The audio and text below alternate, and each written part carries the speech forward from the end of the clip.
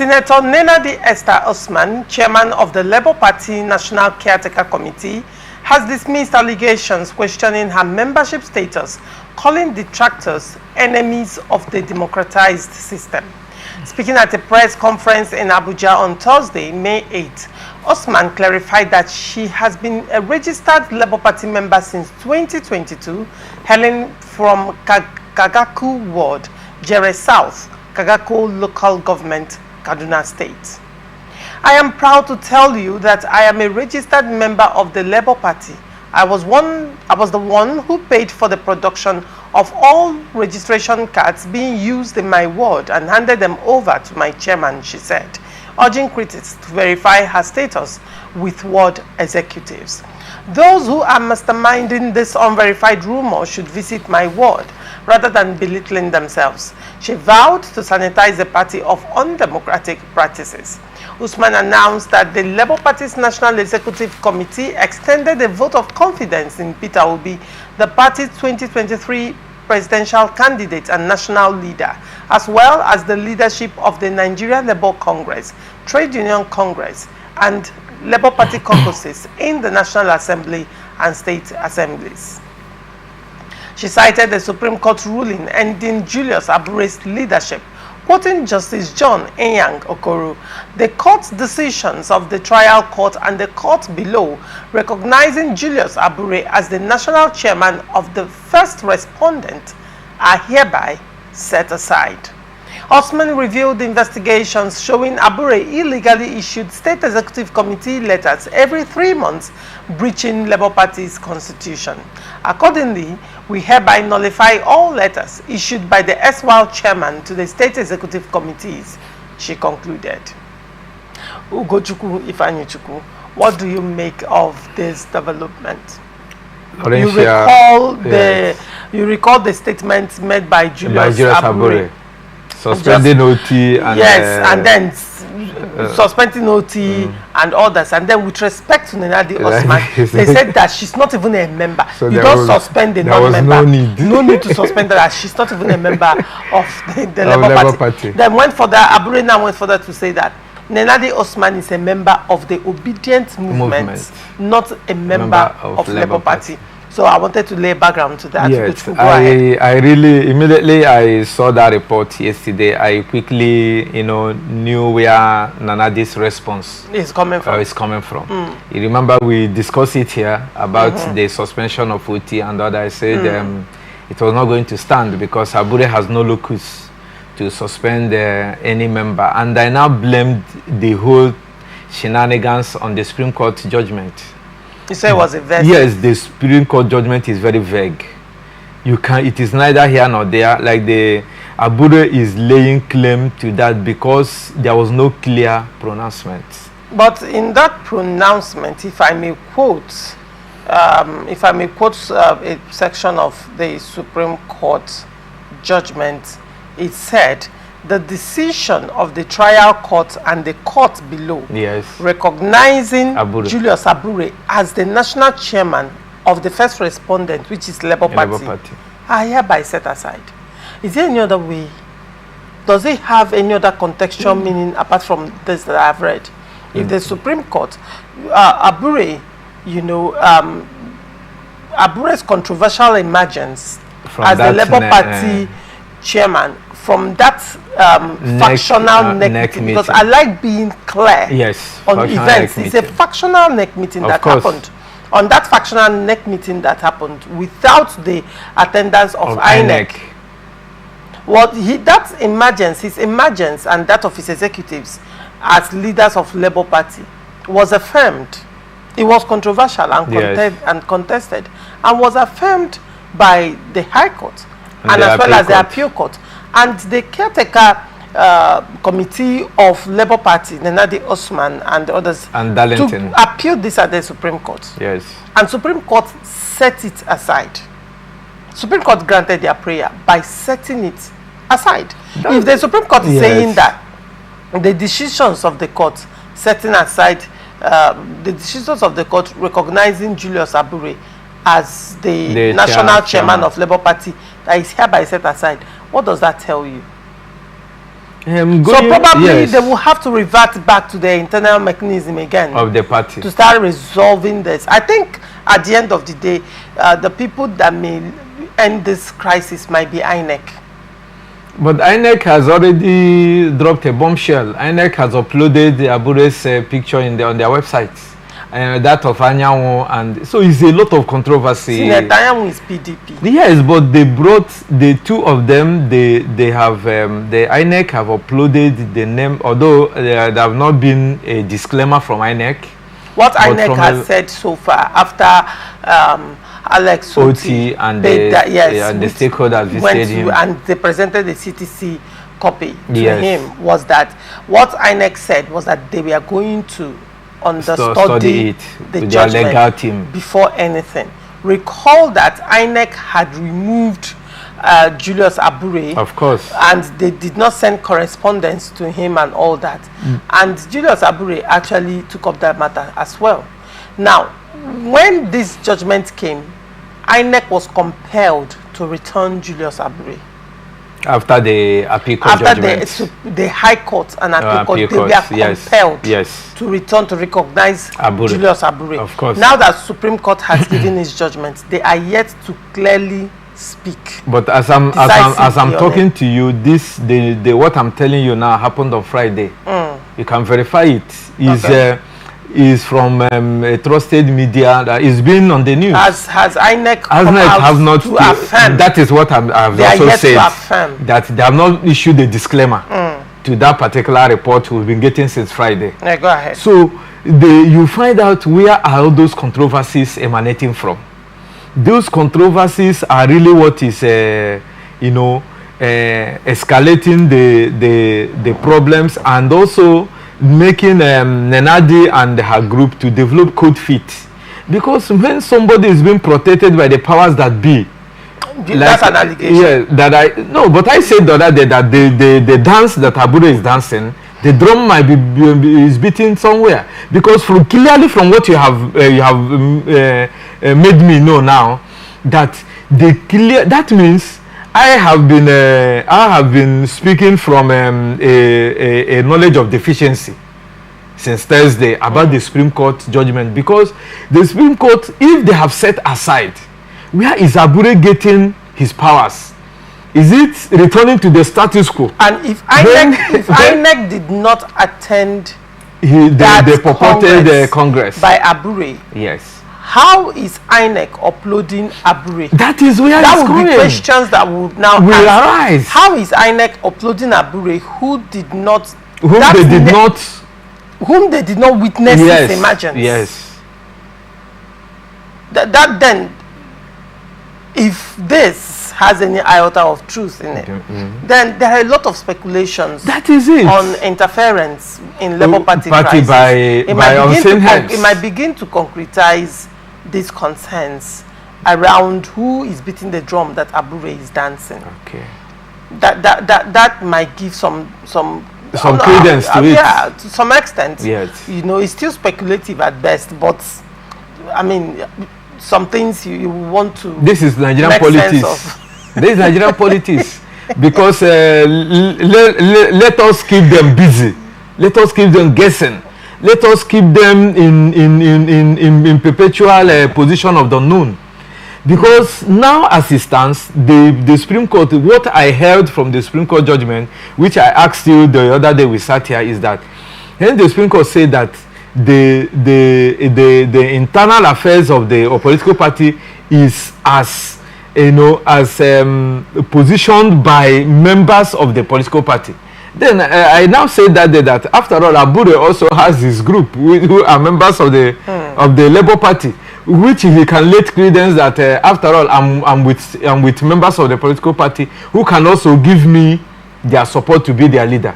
While coming to Esther Nenadi, she will also say that members of the Labour Party are also giving her their support. So it's neither here nor there. But with what you have read out now, which is the position of the Supreme Court, is clearly stated that Abure is nowhere, and he has no locus to lay claim to the leadership of Labour Party, because clearly he has been knocked off. clearly he has no local standard. No, because unless he is now returning to the status quo of when they have not decided on how to conduct a congress and how to have a caretaker committee. If he's going back to when his tenure has expired and he himself has not constituted the caretaker committee and handed over. I don't know if you're clearly understanding where I am going to. When Abure will say, okay, I didn't conduct the Congress, which the Supreme Court had set aside and nullified, but I was at a particular time the chair of Labour Party. And I am the person that we call stakeholders meeting. And the question is this. Abure's tenure had expired. Listen, that one would say, okay, this can be a solid argument. Yes. If his tenure was still subsisting. No, if his tenure was still subsisting at the time that NEC meeting held, or if his tenure was still subsisting at the time, you know, he summoned for that NEC meeting. Or if his tenure was still subsisting. No, his tenure has already elapsed. Hold on. Or if his tenure is still subsisting, as at the time Alex Oti called the stakeholders meeting. Called that stakeholders meeting, one would say it's an overreach.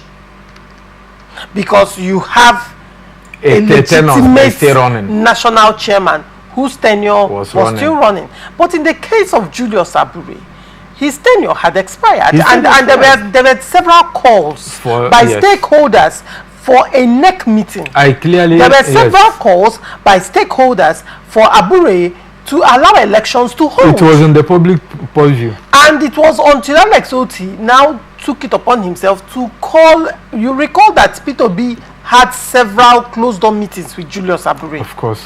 And then, unfortunately, the one of Alex Oti didn't end well. Yes. And then after that meeting, Alex Oti decided to go. Abure, first of all, was the person that even gave a press conference and told Nigerians what happened and made allegations. And in the aftermath of that, Alex Oti went ahead with the what he called the NEC meeting, and Abure slammed him that he doesn't have constitutional powers to convene a NEC meeting, and he changed it to a last stakeholders meeting. That's a fact that happened. Which every stakeholder was if you're saying that argument that you're presenting, that Abure may present arguments that only the national chairman can summon a NEC meeting, the question would be, according to the party constitution, was Abure the national chairman as at the time that he called that NEC meeting? Yes, is a very valid and solid argument, because that is where I'm placing. You know, we are trying to find out where he might be. You know, he has been hinting his powers and the interplay and the display that he's going on with. So if his tenure had clearly elapsed, that means he has no backend to have even, you know, for the party to be waiting for him to, you know, institute a caretaker committee. That means his powers has been stripped. So I don't know what he was doing to have allowed his tenure to run out, because I can vividly remember that a lot of voices from Labour Party has called for him to you know, immediately after his litigation, after he got the backing of Obi and everyone in every who is who in the Labour Party to subdue Lamida Papa. You know, they were now calling for him. Remember that that woman activist Yusufu, they are calling for them to now give account. She was now calling on them also to give account of the monies. The obedient group and the people that work with Obi gave their own account, the accountability of what happened with the monies they realized within the election. That wasn't what gave rise to the call for accountability in Labour Party. Yes. What gave rise for the call of accountability in Labour Party was when the National Treasurer accused Abure of financial misappropriation and also accused him of withdrawing funds from Labour Party account without her signature, and also accused him of, you know, squandering diasporan funds. Funds that were raised accrued by funds that were generated from Labour Party members. No, okay, Labour Party members in diaspora that sent money to support the Labour Party presidential election. That was where, you know, a can of worms we started opening. Exactly. And Abure suspended the national treasurer. A lady. Yes, I know. Suspended I the national treasurer. This was where the can of worms opened, and then, still then, it has not stopped up until now. It has been from that fight to finish. Another, from that to another and another and another. That's the yes, that's you know, I have to take it from the one that really made a whole lot of news. I just took it from there because we had the voice of Yusufu, and also we had the back and forth that played out that particular time. But if Abure, I said it here when that problem was brewing, that Abure should have known when the ovation is loud, and you know, thanked his stars that he was even able to come out as a national figure. That having, you know, made the inroute he made with Labour Party, unknown, literally he was unknown, and I didn't know what played out. That you know, brought him to become the Labour Party chairman. I don't know whether the time that some people now, somebody had a case hanging on him and resigned. That was what floated Abure to steady the ship. So I said Abure would have thanked his stars and walk away with his integrity intact. Did the person resign or the court gave justice? The court gave justice against him. Papa, yes? Yes, against him, and he now... He didn't resign. No, the court's judgment was not in his favor. He went in the favor of Abure. Then Abure now came up. So having, you know, made the name with the way Labour Party, you know, came to the limelight prior to the 2023 general elections, and the resounding, you know, political gain they made in 2023, it would have been a time for him to either step aside and be recalled to continue steadying the ship, or for him to say, I've done my best. And now a traditional Nigerian politician should take over the party and play the politics. Right. So, but for now, Abure is just playing the spoilers game, and I don't know where he's going to lead a Labour Party. And for Nenadi Usman has clearly stated when she registered in Kagaruku ward and local government. So I was even thinking, where was Abure getting his information to now accuse the woman that she's not a registered member? Somebody that had been a senator, somebody that had been a minister of finance in Nigeria and didn't know where to go and register as and the card carrying member. So registered so how did he run for elections in the Senate? And no, the Senate was PDP. That was where I was coming. She was a member of PDP and defected to them. So that is why I'm asking Abure, somebody that is a political juggernaut. Somebody she became a member of Labour Party. That is, I'm just asking a rhetorical question to Abure. No, that somebody, you said she became a PDP. She was a PDP member and defected to Labour Party. Senator Nenadi Usman said she registered with Labour Party in 2022. Elections were held in 2023. Then there was, I'm saying something. Is Abure, I'm asking the question rhetorically. I said somebody in the class of Nenadi, Esther, Usman. That the Usman that has been a minister of finance, that has been a senator, that you tell me that if she's defecting to a political party, having been one of the founding members of PDP, and now she wants to jump ship and she didn't know the primary things to be done. I mean, it is very laughable for Abure to have said that concerning the membership and the status of Nenadi in Labour Party. Right. Still moving.